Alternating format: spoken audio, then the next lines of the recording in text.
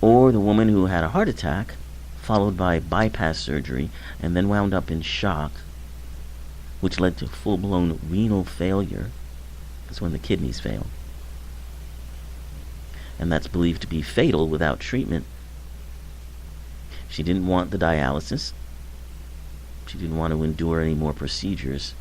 And 9 days later, her kidneys, which had not been able to make urine for those 9 days, finally did on the 10th. And then 2 weeks after that, with no treatment at all, she was back to working out, and her kidney function was better than before the surgery.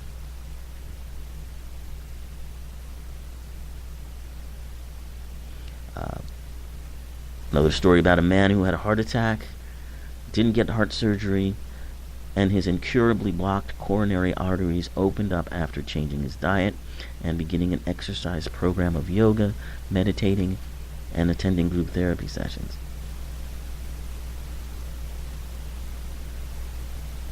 There's another patient who was hospitalized in the ICU, whose organs were shutting down from stage 4 lymphoma. That's a kind of cancer. Had a near-death experience in which she felt she became one with pure, unconditional love, and instantly knew that if she chose not to cross over to the other side, her cancer would disappear almost at once.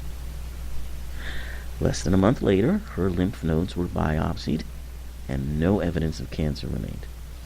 All kinds of stories like this, which, according to Dr. Rankin here, most doctors know about.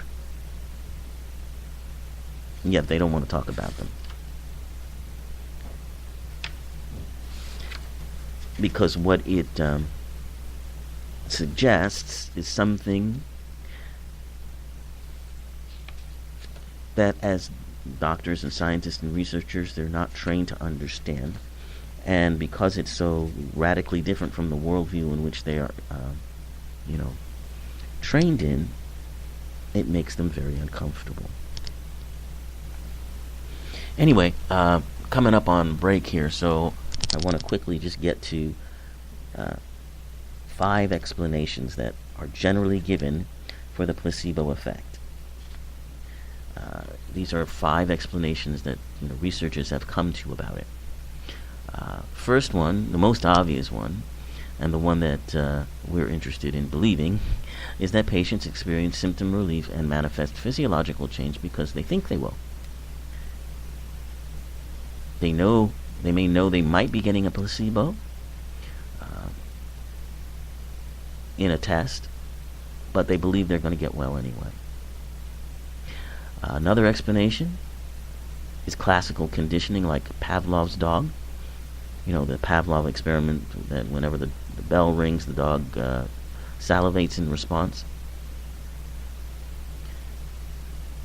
So if you're used to getting a real drug from a person in a white coat and subsequently getting better, you may be conditioned to feel better just by simply receiving a pill from someone in a white coat. Third explanation is that those who have placebos, and these are people who are participating in clinical trials where placebos would be given, receive emotional support and nurturing and the care of a respected authority figure may account for as much of the placebo effect as positive belief, maybe even more. Fourth explanation is that while most studies try to screen out patients who are self-prescribing other treatments, some of the patients in clinical trials might still be secretly seeking out other treatments that might confound the data. So if someone gets better in a placebo group, it's possible that the other treatment that he or she is taking, would be responsible for the improvement. And the fifth explanation is that patients may get better because the disease resolves itself on its own. Because the body is a self-healing organism. It breaks down because it needs to strengthen itself again. That's part of the process. So those are 5 reasons that are normally given for the placebo effect. But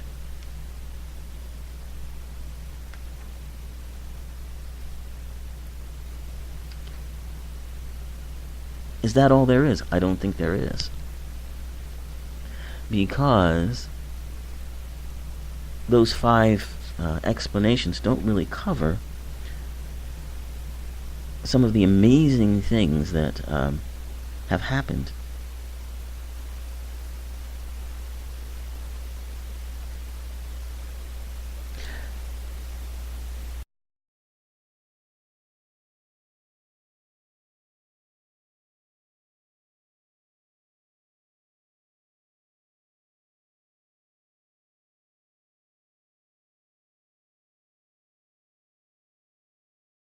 It'll be in 2 weeks. We're off next week.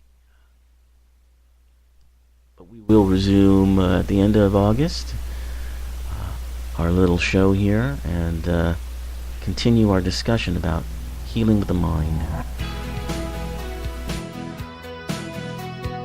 So then,